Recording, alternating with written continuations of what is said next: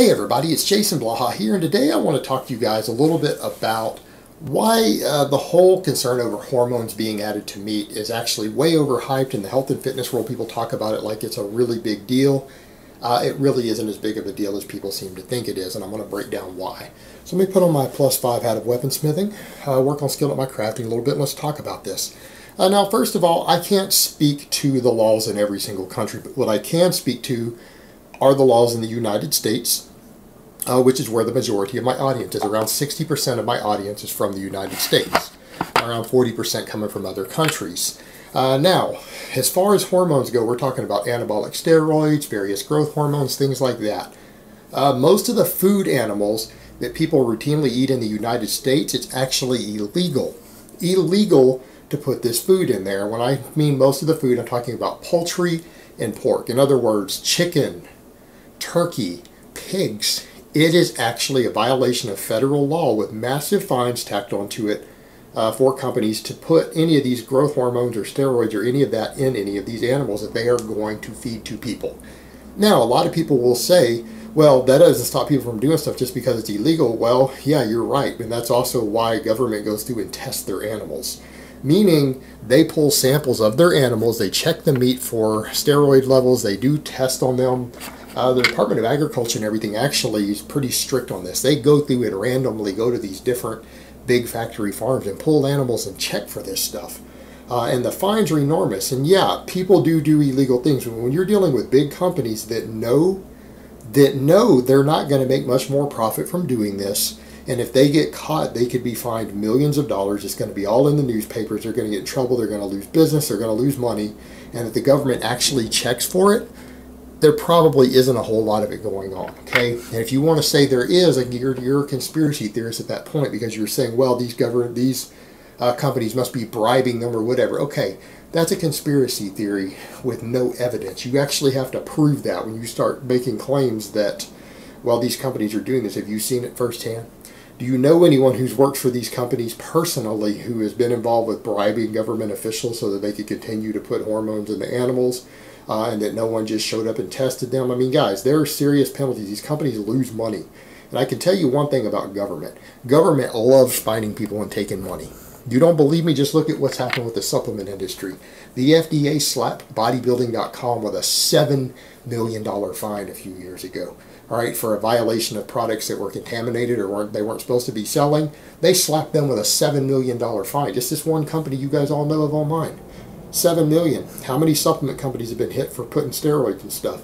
When you start talking about a big, massive company, something like Tyson Chicken, that has way more business than any supplement company will ever have, and the FDA goes in there and they know that if they catch them with that, they could fine them hundreds of millions of dollars. They're pretty diligent in doing so because these people who catch stuff like this, they get paid to do that. They get bonuses. They get recognition if they catch these people doing it.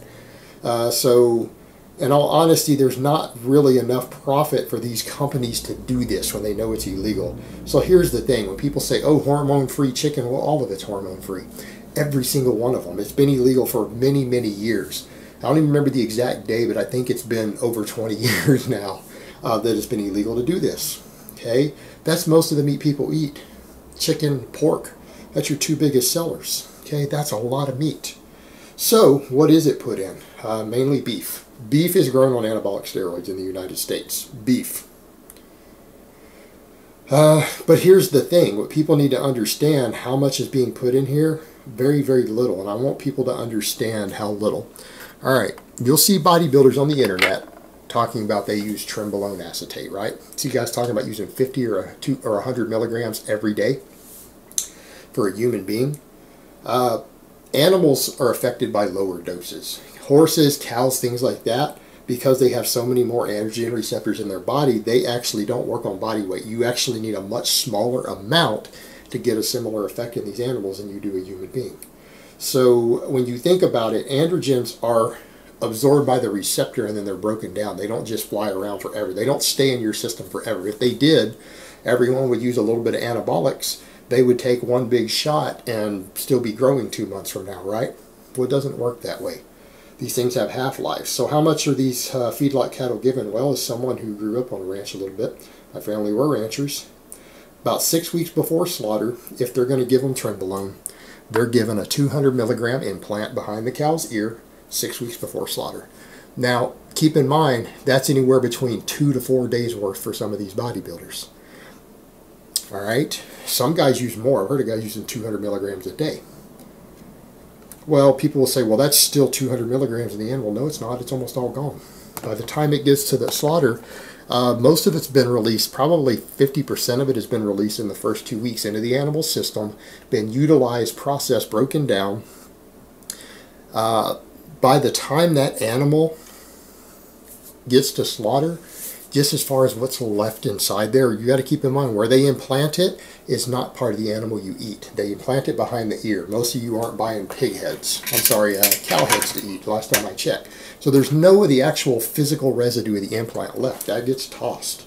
That part of the animal isn't sold for food. Anything that's even within inches of where that implant was physically put. So there's not like there's any left over there. It's whatever might be in the meat in the bloodstream, which is probably at most a couple of milligrams. Couple of milligrams floating around a 1,500-pound animal. Keep in mind, a lot of guys feel the minimum effective dose, and I think it's lower than this, but a lot of guys feel like they need at least 25 milligrams of this substance every day to even get an effect. Okay? Now, if there's 1 to 2 milligrams left floating around in this whole animal, that's a 1,500-pound animal. That means that that's spread out. Every pound of that meat, there's hundreds and hundreds of pounds on there. Has far less than 1% of that 1 milligram left. So in other words, at best, you would have to eat something like 100 pounds of this animal, 100 pounds of this meat to get a single milligram into your GI tract. Well, a lot of people say, well, maybe that could be significant. No, that wouldn't be significant. Even if you got 1 milligram in your GI tract, which again, you're talking about, what, 100 plus pounds of meat, you're not going to eat that in a day. You're not going to eat that in a week. Try eating 100 pounds of steak in a week. Try that and come back and tell me how that works out for you. Well, here's the thing. This substance isn't in a bioavailable form orally. It's got an ester on it, not a 17-alpha alkylated molecule, not a methyl group put on it. It doesn't have a way to bypass the liver. It doesn't have a way to bypass your stomach acids completely. So this is one of those substances that if a person were to take like an actual one of the big chunks of the implant out and drink it or eat it, probably less than a fourth of that substance would ever even reach your bloodstream. The majority of it would be broken down by your digestive system, and then your liver will filter it out before it really gets to the bloodstream because it would count it as a toxin. So you would actually find that you would get very, very little of it even if you took an effective amount orally. So when you think about it from that perspective, the substance gets used up. It's metabolized. The overwhelming majority of it's been metabolized by the time that animal gets to slaughter. It's being used. It's being used to grow muscle. So these concerns of something like that you're getting what would still be left inside the entire animal would probably be far less than an entire effective dose spread through the entire animal.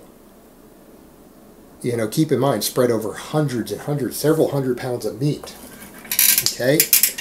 Wouldn't even contain a full effective dose. And then it's not orally bioavailable. It's not designed to enter an animal's body through the digestive system. This substance isn't designed to do that.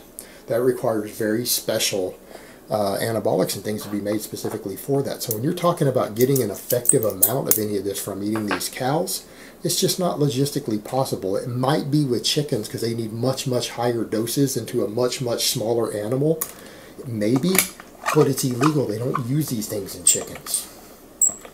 All right, because these were concerns that there might be trace amounts that could get into a person's system because of the amounts they would have to use in the little bitty animals versus the size of the animal and the amount people could eat. That was a concern, so they made it illegal a long time ago. So why are we still talking about this? Why is everyone worried about hormones in their meat? Because it's been in the media, because it's been in the news, people have been worried about it. This is not actually a real concern. It really isn't. It's illegal in most of the meat you're eating to the point where the FDA is regulating it. And you know what? If you were to go get some tested and find these hormones in your meat, you could probably sue the company because they're not supposed to put it in there. All right, and I'm not saying violations don't occasionally happen with things, but they're not very common, and when they do get caught, they're pretty stiff penalties when it comes to food in the United States. At least when there's laws in place. If there's no laws in place, sure, they can give you all the high fructose corn syrup and garbage that you want. But here's the thing.